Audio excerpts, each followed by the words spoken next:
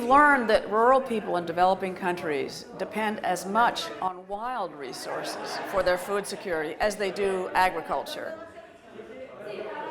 A lot of these resources from the wild come from forests, most of them in fact. They come from both plants and animals.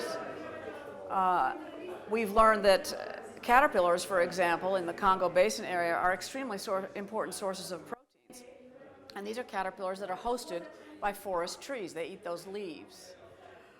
In addition, people collect wild fruits. That's their primary source of fruits, from wild trees.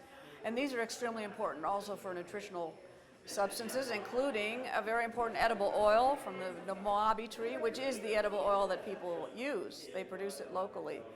It's very important that people have access to these foods to have a balanced diet. Otherwise, their agricultural products are simply starches. They need the micronutrients from fruits, they need the proteins from caterpillars and bushmeat, so they need the forest.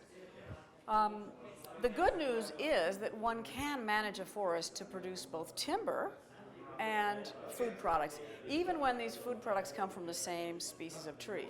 But it requires careful design of management practices, and it requires negotiation, effective negotiation mechanisms between local people who depend on the food resources and the people who want to log the trees. Because if you log a tree, it's gone, but if you leave it, you can continue to harvest from it for a long time.